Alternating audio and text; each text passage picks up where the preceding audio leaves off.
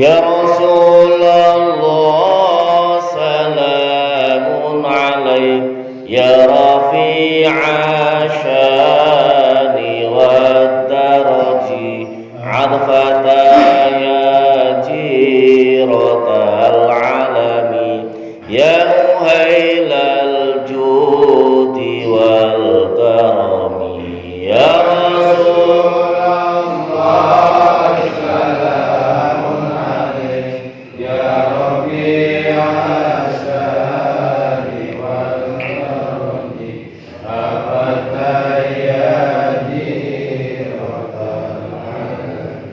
Ya muhailal judi wal Alu baitil mustafa tuhuri hum amanul ardi faddakiri syubihum bil anjumi zuhuri mithla ma qad jaa fi sunani ya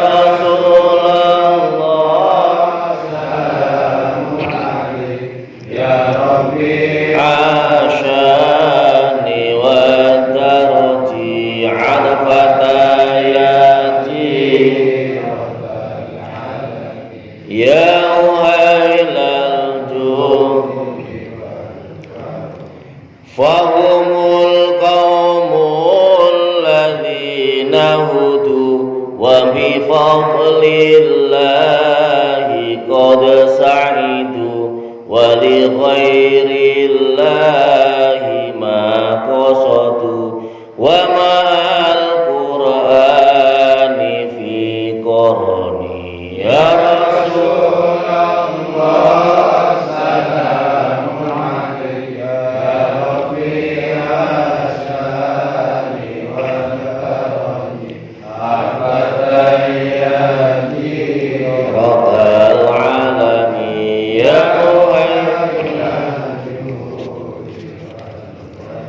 Rabbi fanfa'na bi barakatihim wa dinal husna bi hurmatihim wa amitna fi tariqatihim wa mu'afatin minal fitani ya Rasulullah salamun alaik ya Rafi'atani wa daraji adfata ya jiratal alami ya muhailal judi wal karami Bismillahirrahmanirrahim Alhamdulillahi rabbil alamin Allahumma salli ala Sayyidina Muhammadin wa ala alihi wa ashabihi wa man tabi'ahum ila yaumiddin amma ba'd.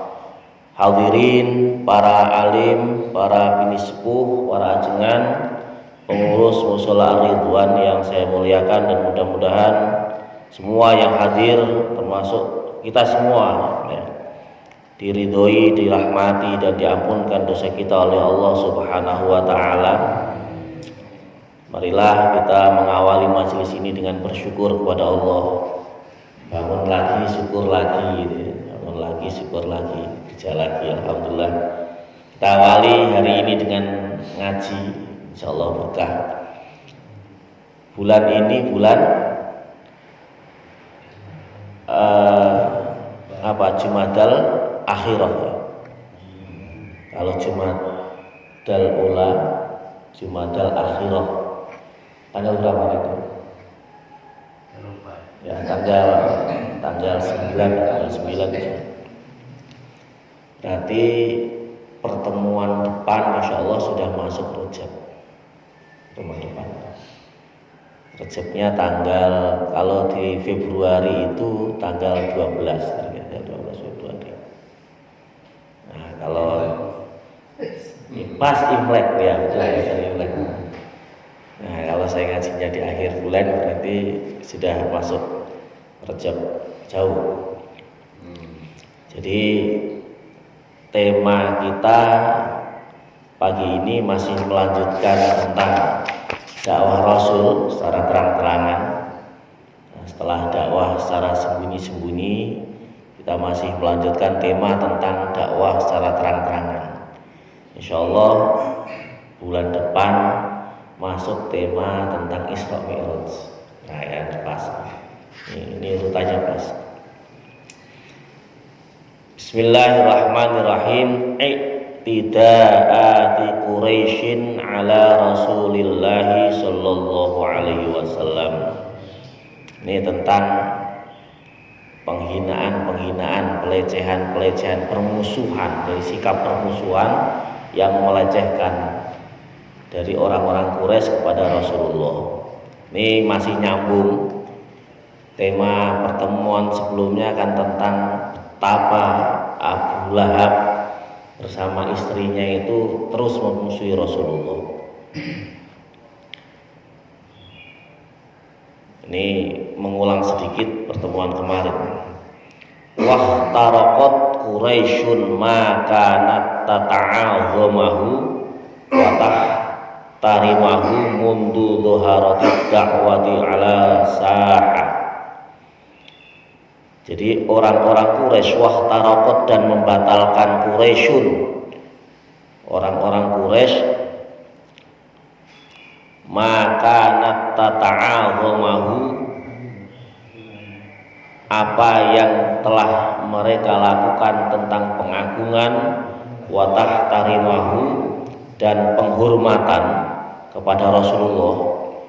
Jadi orang-orang Quraisy membatalkan penghormatan dan pengagungan kepada Rasulullah mundu dhuharatid da'wah, ketika Rasul sudah mulai menampakkan ajakan-ajakan secara terang-terangan ala sahati, di lapangan, di tempat terbuka. Jadi ketika Rasulullah itu sudah mulai melakukan dakwah secara terbuka, pada saat itu juga orang-orang Quraisy mulai membatalkan. Ya, Rasul kan orang terhormat, dihormati oleh orang Quraisy. Faqad sa'uba ala fitratiha wa kibriyaiha antas birotawilan, maka benar-benar telah membuat kesulitan atas kebengisan dan kesombongan mereka sepanjang. Jadi orang-orang Quraisy ini semakin menampakkan kesombongan. Jadi penentangannya bukan sekedar menentang dengan penuh kesombongan dan kebengisan. Famatat yada'i tidai ila Rasulillah sallallahu alaihi wasallam ma'a ma kanat ta'tihi minas sahriyah wal istizai wat tashwihi wat talbisi wat tashwishi wa ghairi dzalika. Mereka kemudian menampakkan kesombongan itu, permusuhan kepada Rasulullah itu dengan cara menampakkan kebencian, melakukan pencemaran nama baik, pengaburan, jadi mengaburkan fakta-fakta dan realitas, wa tashwish, dan melakukan tindakan-tindakan yang usil. Nah ini jadi perjuangan Rasul itu mulai mendapat perlawanan, dakwahnya itu mendapat perlawanan. Kita alhamdulillah sekarang dakwahnya enak sekali, ngajaknya enak, ngajaknya. Zaman Islam pertama Rasulullah luar biasa nih tantangannya. Wa kana minat tabi'i ay yakuna Abu Lahabin fi muqaddamatihim ala ra'sihim fa innahu kana ahadu ru'usi bani Hashim falam yakun yahshama yahshahul akharun wa kana aduwan. Nah ini dimulai dari cerita ini yang tadi saya bilang, ini saya mengulang sedikit. Penentangan itu mulai terlihat dari apa yang dilakukan oleh Abu Lahab.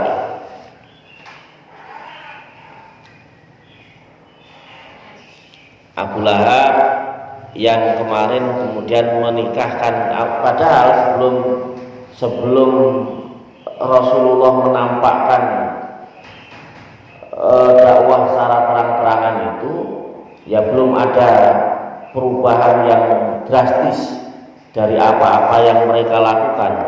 Tapi begitu sudah mulai menampakkan dakwah secara terang-terangan, pertama kali itu Abu Lahab yang menampakkan permusuhan, Abu Lahab dan istrinya. Jadi kemarin yang saya sampaikan mengingatkan, Abu Lahab itu tetangganya Rasul, bukan cuma tetangga, paman, tetangga, besan. Ya, putranya Rasul 2, putri Nabi 2, itu kemudian nikah sama anaknya Abu Lahab 2, Utbah dan Utaibah. Wa kana Abu Lahabin qad zawwaja walidayhi Utbah wa Utaibah bi bintai Rasulillah sallallahu alaihi wasallam Ruqayyah wa Ummu Kulsum qoblal bi'tsah. Padahal sebelum Rasulullah diutus itu Abu Lahab sudah menikahkan anaknya. Jadi pernikahan ini terjadi sebelum Rasulullah diangkat menjadi Rasul. Jadi Utbah dan Utaibah nikah dengan Ruqayyah dan Ummi Kulsum, yang nantinya dua putri Rasul ini setelah diceraikan sama anaknya Abu Lahab, dipaksa oleh Abu Lahab, kemudian dinikah sama Sayyidina Utsman, tapi nggak bareng. Jadi boleh nikah kakak adik turun ranjang ya, tapi nggak bareng. Nah, kalau ini dengan orang yang berbeda. Jadi zaman jahiliyah juga boleh. Ini menggambarkan apa? Bahwa ipar itu bukan mahram. Ipar itu bukan mahram. Mahram itu apa? Mahram itu orang yang ya mudanya saudara, bukan muhrim ya. Mahram, kita sering menggunakan istilah muhrim.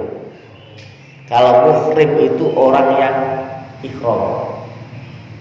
Nah ini istilah yang sering salah kaprah. Ya, salah kaprah. Kalau muhrim itu orang yang sedang ihram, itu muhrim. Mahram itu orang yang tidak boleh dinikah. Jadi mahram itu kalau misalnya laki-laki, ibu ke atas, nenek dan seterusnya, atau anak ke bawah, cucu, nah itu semua mahram. Saudara kandung perempuan, nah itu mahram semua.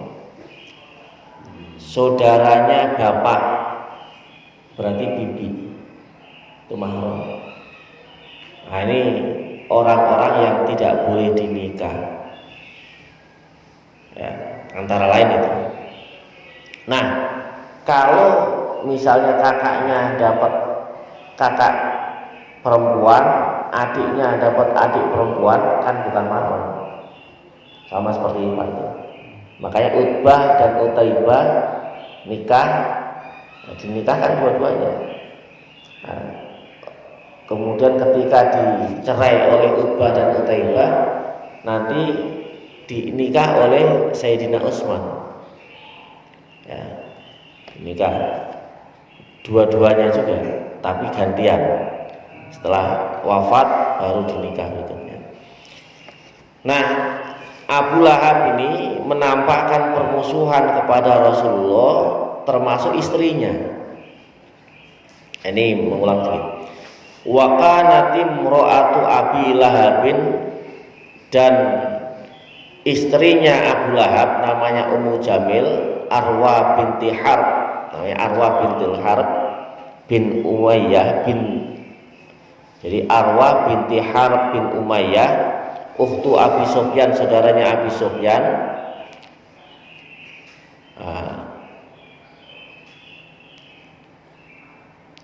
Ini faqad tahammala syiwaq wa tadau fi tariqin nabi. Faqad kana tahammala syauq dan siwak. Wa faqad kana tahammala syauq fi wa tadau fi tariqin nabi. Punya kebiasaan ini, dia itu menempatkan duri-duri di jalannya Rasul. Ini Ummu Jamil suka punya kebiasaan masang duri-duri di mana Rasulullah jalan ke, di situ dipasang duri. Ya, ini iseng banget ya.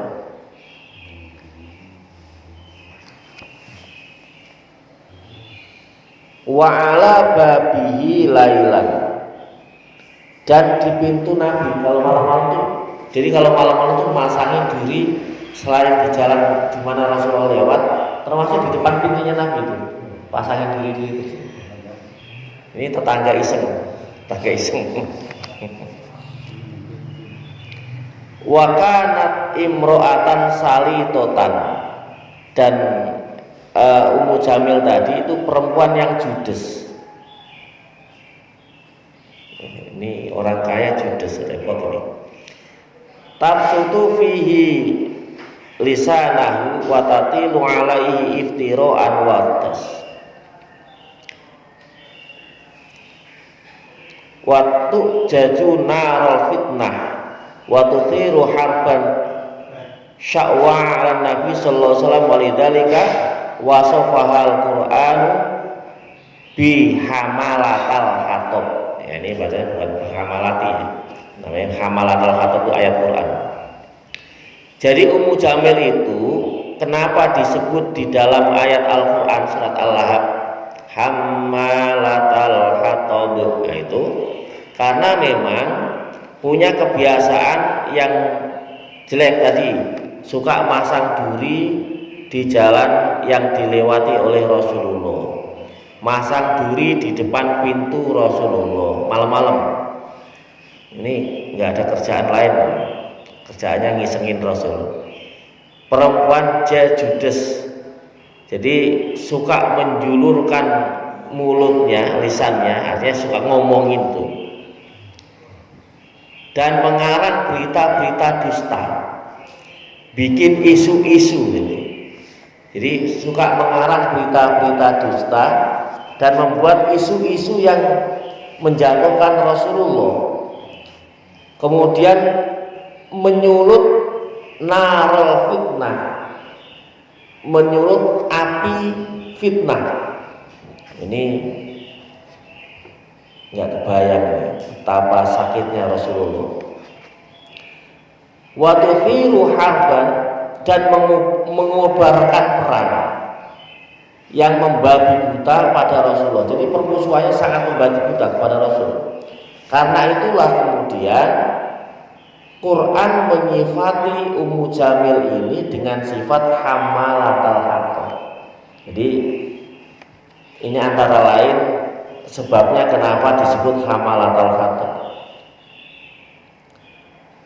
Nah, ini kemarin pertemuan itu sudah ini saya baca sumbernya. Permusuhan yang dilakukan oleh Abu Lahab dan istrinya. Nah, Abu Lahab itu punya sebutan juga Abu Hakam. Abu Hakam itu bapaknya kebijaksanaan. Jadi menurut orang kafir, Abu Lahab itu orang yang bijaksana, maka punya pengikut banyak. Nah, menurut Abu Lahab itu kan di awal yang pernah saya sampaikan, karena wajahnya ini agak kemerah-merahan. Nah, itu satu riwayat karena nanti memang dibakar dengan api neraka. Nah, ini saya lanjutkan. Jadi apa yang dilakukan oleh orang Quraisy, melakukan permusuhan kepada Rasulullah. Qala Ibnu Ishaq berkata, kana nafaru alladzina yu'dhuna Rasulullah sallallahu alaihi wasallam fi baitihi fi Abalah wal Hakam bin Ubay al-As bin Umayyah wa Uqbah bin Abi Mu'aid wa Adi bin Hamra al-Thaqafi wa Ibnul Asda'i al-Hadali wa kanu jironuhu lam yuslim minhum ahadun illa al-Hakam bin Ubay al-As. Nah ini, jadi ada sekelompok orang yang menyakiti Rasulullah SAW di rumahnya Abu Lahab. Nah, tadi saya mulai dari tentang permusuhannya Abu Lahab. Jadi Abu Lahab ini juga rumahnya tempat kumpul orang-orang yang memusuhi Rasul. Yang satu ketika itu ada sekelompok orang, ini tokoh-tokoh Quraisy, sedang di rumahnya Abu Lahab, yaitu Abu Lahab sendiri, Hakam bin Ubay al-As bin Umayyah, 3 Uqbah bin Abi Mu'aid, Adi bin Hamra al-Thaqafi, Ibnul Asda al-Hadali. Padahal mereka wakanu jiron, mereka semua itu tetangganya Rasulullah. Jadi para tetangga ngumpul. Satu ketika para tetangga. Nah, mereka ngumpul ini melakukan kesepakatan untuk memusuhi Rasulullah. Mereka semua itu sampai akhir hayat nggak ada yang Islam. Lam yuslim minhum ahadun illa al-Hakam bin Ubay al-As, kecuali Hakam bin Ubay bin As. Ya, kecuali al-Hakam bin Ubay al-As. Nah, fakana ahaduhum yadruhu alaihi rahmasyati wa huwa yusolli. Salah satu di antara mereka itu melempar rahim kambing. Rahim kambing itu daleman, jeroan kambing itu dilempar kepada Rasulullah pada saat Rasulullah sedang sholat. Nih, sampai sini saya ingin keluar sedikit. Artinya Rasulullah itu sudah membiasakan sholat sebelum Isra Mi'raj. Kalau ini melihat kalimat ini, wa huwa yusolli, berarti Rasulullah itu sudah membiasakan sholat sebelum dapat perintah sholat. Ya. Jadi kemudian kita sering mendengar cerita kalau sholat itu kan memang sudah menjadi kebiasaan nabi-nabi sebelumnya. Sholat asar itu sholatnya Nabi Sulaiman, sholat subuh sholatnya Nabi Adam. Nah, itu sholat-sholat itu sudah pernah dilakukan. Jadi syariat itu sudah pernah dilakukan oleh para nabi sebelumnya. Nah, ini satu ketika Nabi sedang sholat, mereka yang sedang kelompok itu ngelempar jeroan kambing gitu. Wa kana ahaduhum yatrahuha fi barmatihi idza nusibat lah. Yang lain tuh salah satu yang lain melempar ke priuk Nabi. Jadi itu Nabi sedang memanasi priuk, lempar di situ. Hatta takhadha Rasulullah sallallahu alaihi wasallam hajaran liyastatira bihi minhum idza shalla. Sehingga ini, dan kebiasaan ini bukan sekali dua kali, sering kali mereka lakukan seperti itu. Setiap, artinya ini berarti tahu nih kapan Nabi lagi sholat itu tahu. Setiap sholat gitu. Sehingga Rasulullah ini beliau nggak pengen bermusuhan sama tetangga. Kemudian Rasul itu ngambil batu kemudian bikin satir. ditutup. Kalau sholat ditutup supaya mereka tidak mengganggu ketika Rasul sholat.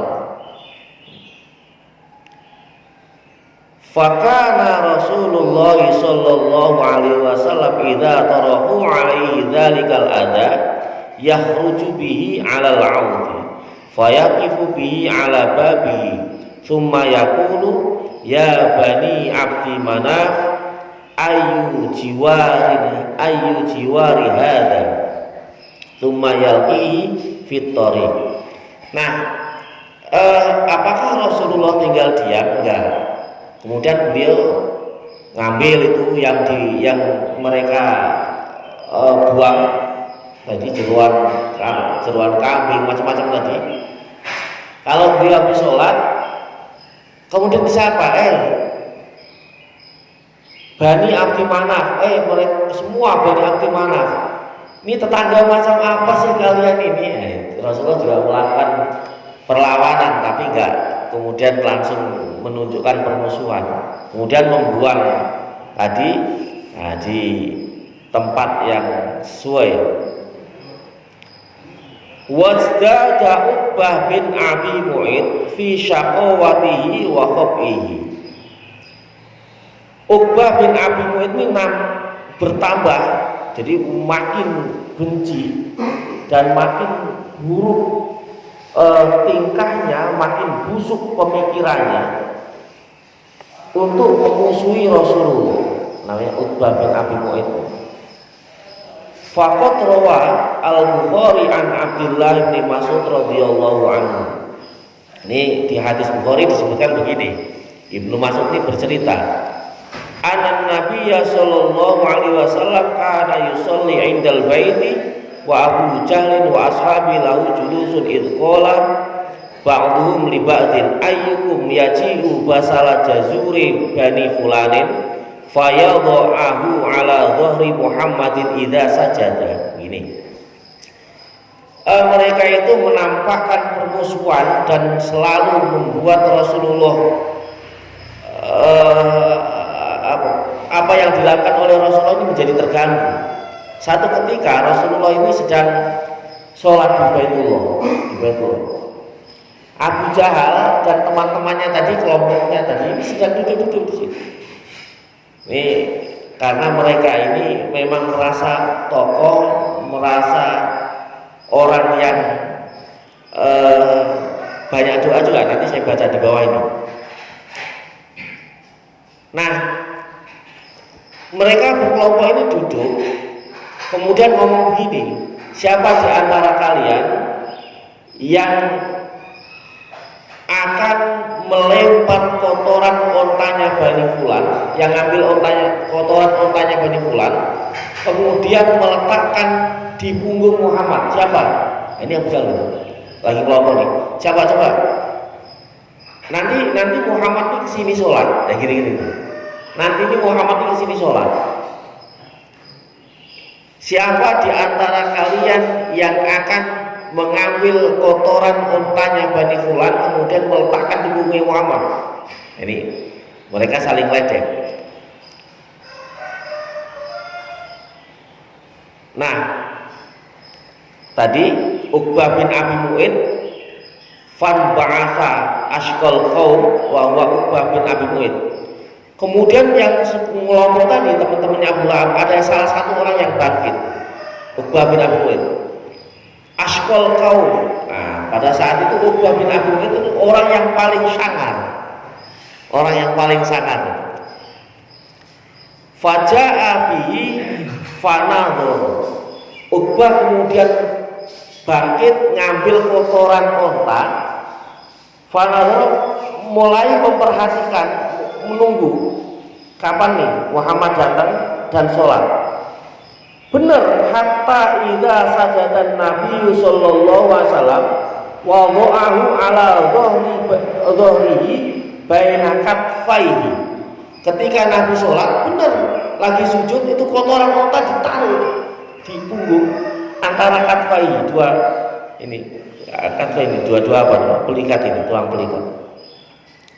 Wa ana anduru, ini Ibnu Mas'ud, saya lihat secara langsung pada saat itu. Kata Ibnu Mas'ud, la aghni syai'an, aku nggak mampu melarang apapun.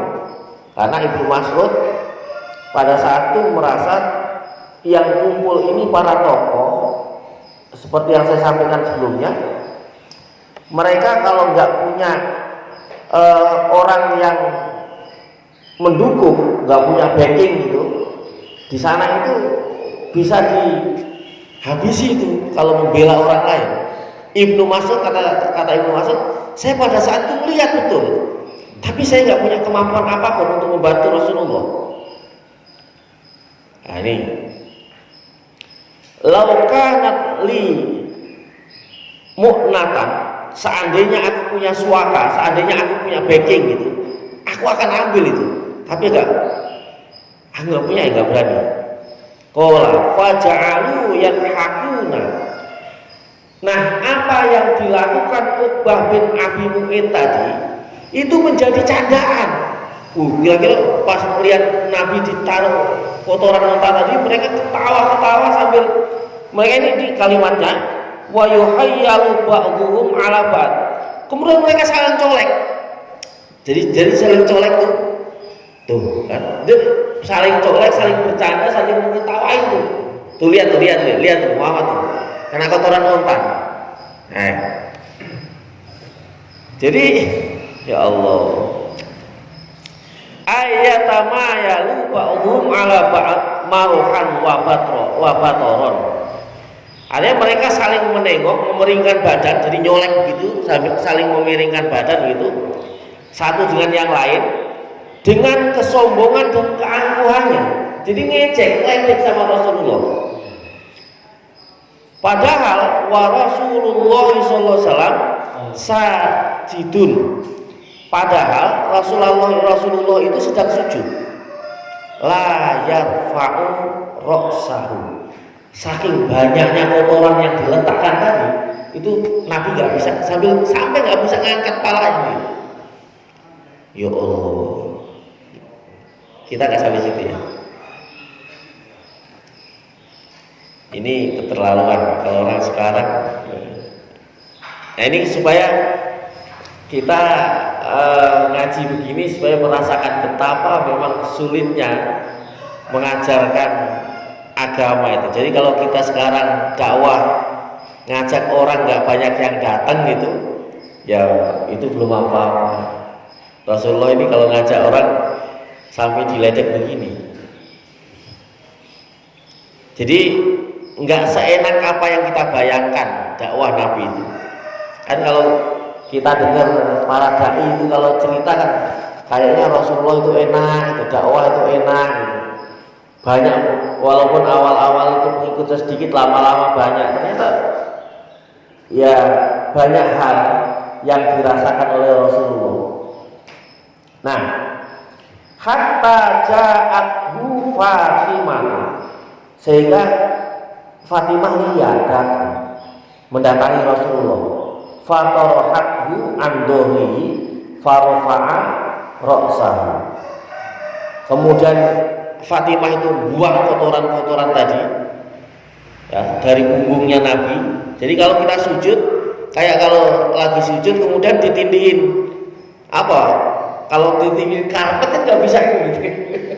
Nah ini tindihin kotoran otak. Nah yang ngambil Fatimah, dibuang sama Fatimah. Baru Nabi bisa ngangkat. Nah ini yang dilakukan oleh Rasul. Rasul membela. Kemudian Rasul berdoa, "Tsumma qala Allahumma 'alaika bi Quraisyin." Salah marrat. Itu doanya Nabi. Allahumma 'alaika bi Quraisyin salah marrat. Nabi kemudian doa 3 kali ini. Allahumma 'alaika bi Quraisyin, Allahumma 'alaika bi Quraisyin, Allahumma 'alaika bi Quraisyin. Fa syaqqa dzalika 'alaihim idda'a 'alaihim. Wa qala wa kanu yarawna anna da'wata fi dzalikal baladi mustajabah. Tsumma sumiya Allahumma 'alaika bi Abi Jahal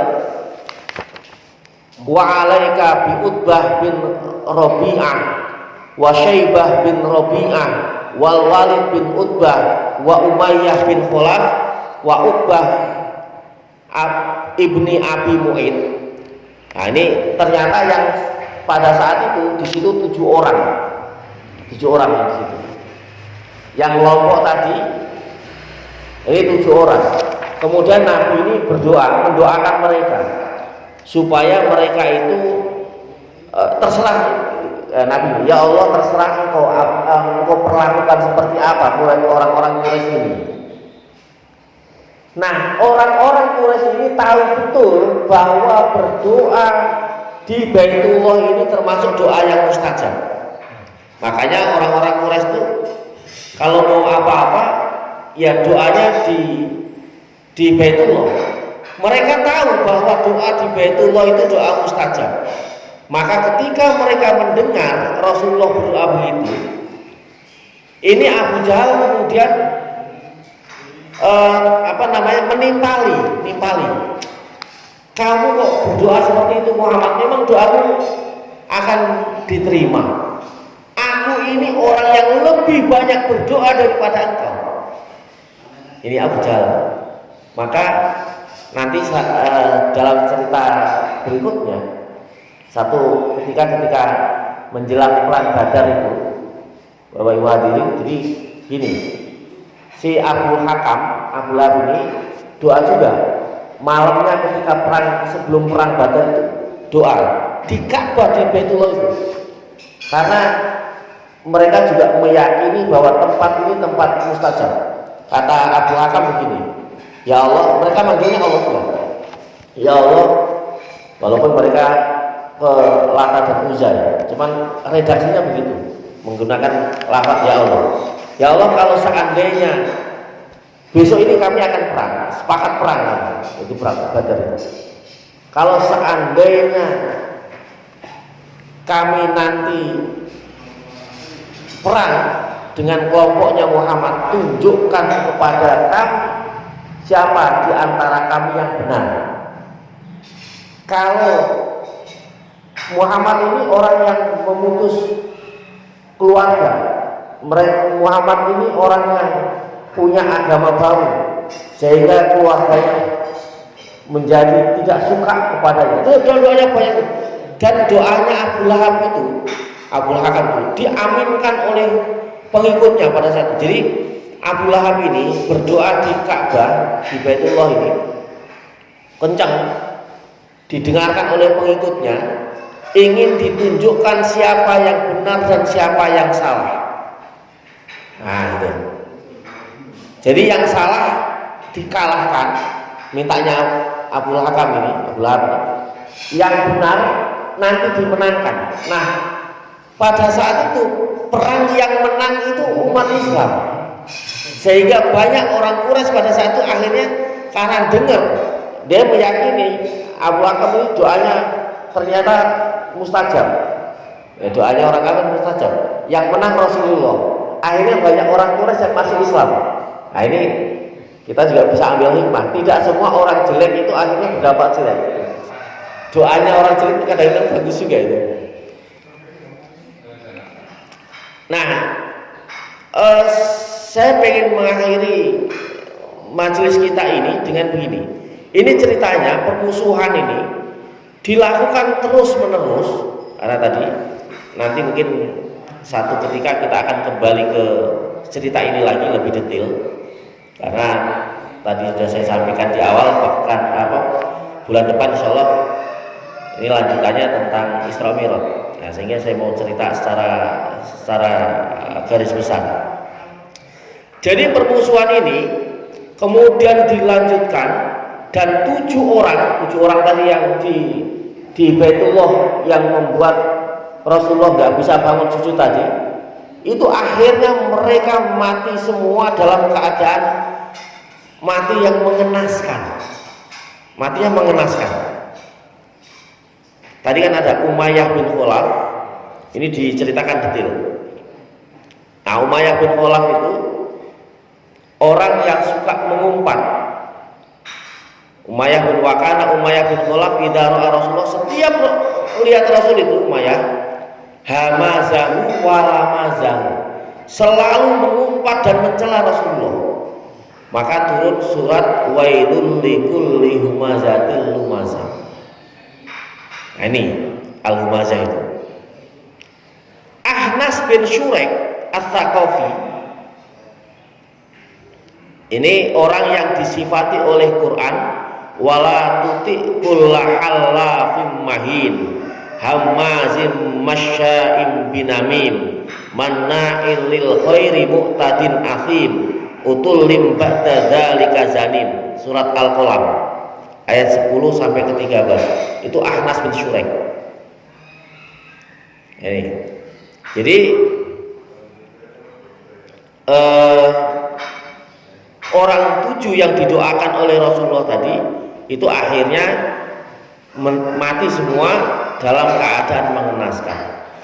Nah, karena orang-orang Quraisy ini semakin parah penyiksaannya terhadap umat muslim, maka kemudian Rasulullah dan para sahabat ini mulai menyusun siasat bagaimana menyelamatkan umat-umat Islam ini.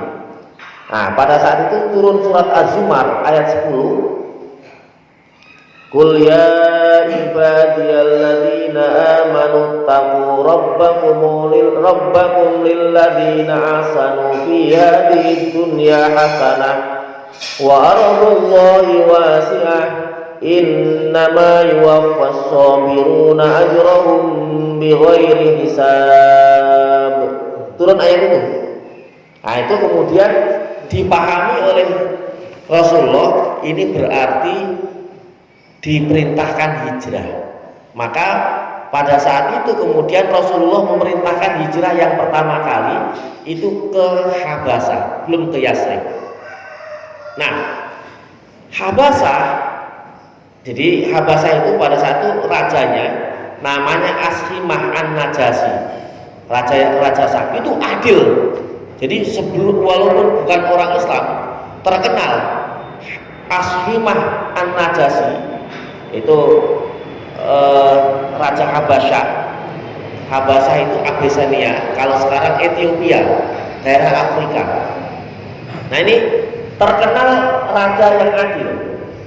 Tidak pernah satupun orang yang ada di dekat Raja Najasyi ini itu terdolimi. Ini menurut kitab ini. Nah, ini kitabnya Syekh Safiyur Rahman Al-Barfuri. Menurut sirah ini, Ashimah An-Najasyi, Raja Habasah itu termasuk raja adil yang tidak pernah mendolimi siapapun yang ada dekatnya. Maka Rasulullah memerintahkan sahabat-sahabat, udah hijrah ke sana saja supaya selamat. Nah, ini namanya usaha. Nah, ini usaha tuh. Kita diperintahkan, walaupun Rasul itu dekat sama Allah, Rasul juga bisa minta sama Allah, ya Allah hancurkan semua orang Mekah, bisa juga. Tapi Rasul tidak melakukan itu. Justru Rasulullah memerintahkan sahabat-sahabat untuk hijrah ke Habasah. Waktu hijrah ke Habasah ini, rombongan yang pertama, ini yang pertama ya, itu terjadi pada bulan Rajab, bulan depan, tahun kelima kenabian. Kelompoknya yang berangkat ke Habasah itu ada 12 orang laki-laki dan 4 perempuan. Pimpinannya Utsman bin Affan, Sayyidina Utsman, dan pada saat itu Sayyidina Utsman sudah didampingi oleh Ruqayyah. Jadi istri Sayyidina Utsman yang pertama itu Sayyidah Ruqayyah tadi datang ke Habasah. Betul, di sana diterima baik oleh Raja Habasah, Ashimah An-Najasyi itu. Sehingga di sana itu bisa beribadah dengan tenang. Nah, pada saat inilah ada kejadian yang luar biasa. Di sini judulnya Sujudul Musyrikin Ma'al Muslimin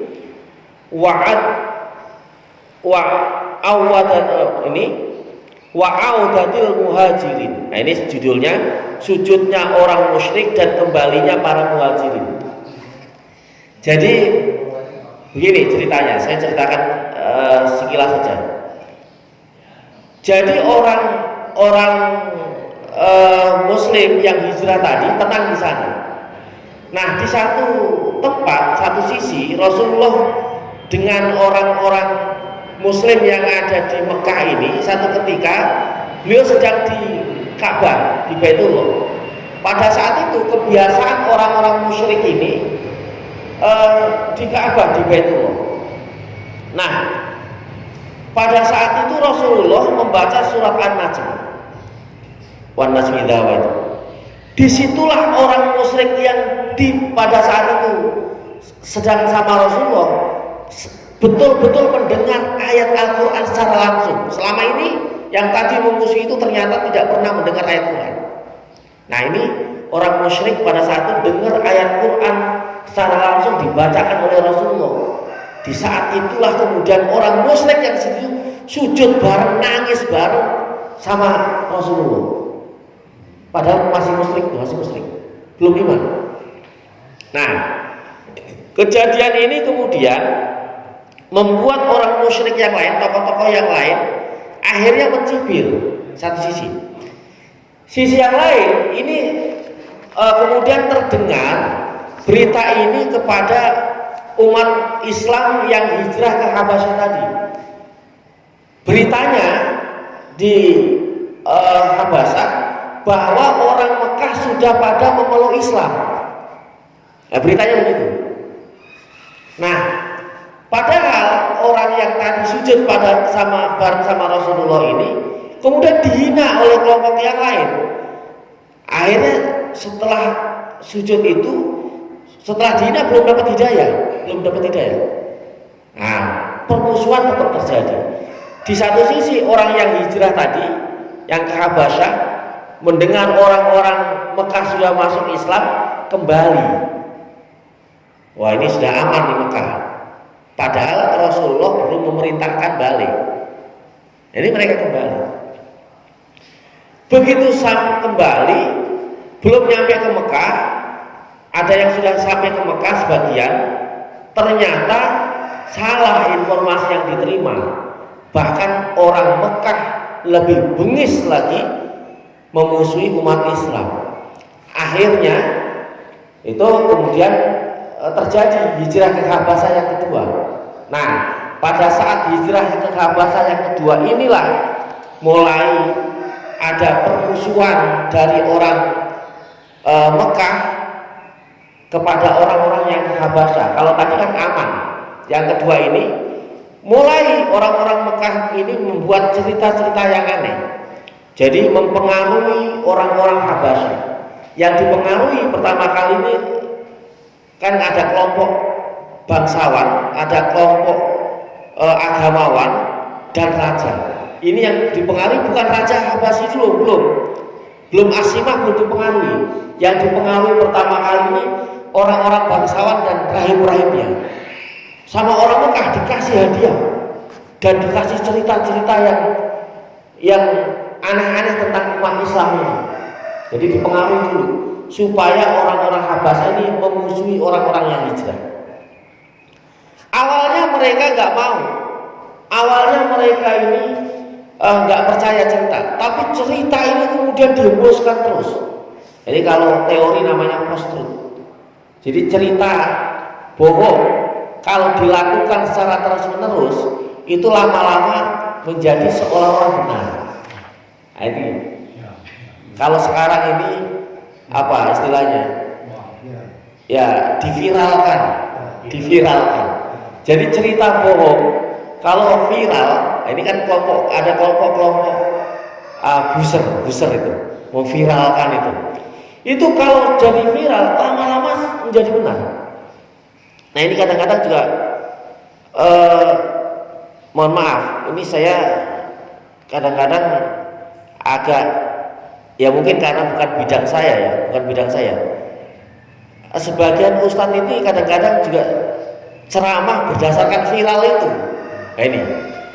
Jadi ceramahnya itu tidak berdasarkan kitab, ceramahnya berdasarkan isu yang viral. Nah ini sebagian ustadz ada yang terpancing itu. Ini yang makin membuat resah juga. Itu teori itu sudah terjadi zaman sahabat ke Habasah, itu diviralkan tentang kejelekan-kejelekan umat Islam, padahal tidak seperti itu. Jadi mereka membuat isu, membuat berita bohong. Ini ada cerita ini cerita kuno ya, terjadi di dinasti Sanren Chenghu. Jadi ceritanya begini, si raja ini mau melakukan perjalanan, kemudian ada orang yang menyampaikan begini, sang raja jangan lewat situ, di depan itu ada singa. Raja nggak percaya, orang tempat aman kok ada singa. Datang orang kedua, sang raja jangan lewat situ, di situ ada singa. Nah, raja mulai goyang, masa sih biasanya aman kok ada singa. Datang lagi orang ketiga dengan cerita yang sama, di situ ada singa, padahal nggak ada. Nah, ini tadi, jadi cerita bohong kalau diulang-ulang itu akhirnya membuat orang terpengaruh. Ini ada cerita juga Nasaruddin Hoja itu cerita, dia sendiri yang akan cerita bohong. Nah ini kadang-kadang orang yang buat cerita bohong itu bisa sih terpengaruh juga. Nasaruddin itu cerita begini, lagi ceritain ke anak-anak, anak-anak yang sudah kelompok itu, di sana lagi ada orang yang bagi-bagi makanan. Ini yang cerita Nasaruddin sendiri, sedang mempengaruhi anak-anak. Ternyata anak-anak itu percaya pada lari, dan anak-anak yang lain ikut lari. Akhirnya Nasaruddin ini bingung sendiri, jangan-jangan benar di sana kok orang pada lari semua. Jadi orang yang bikin cerita bohong ini kadang-kadang ikut juga, terpengaruh ceritanya awal tuh, jadi seolah-olah benar. Ini namanya impostor. Nah ini terjadi pada saat itu umat Islam yang hijrah, akhirnya sampai kelompok rahib dan bangsawan ini terpengaruh karena ini kelompok Mekah ini terus bikin cerita yang, nah disitulah mulai ada perlakuan yang tidak baik kepada muhajirin. Walaupun Aslimah sampai akhir itu nggak percaya, Aslimah itu dikasih hadiah sama orang Mekah, kembalikan.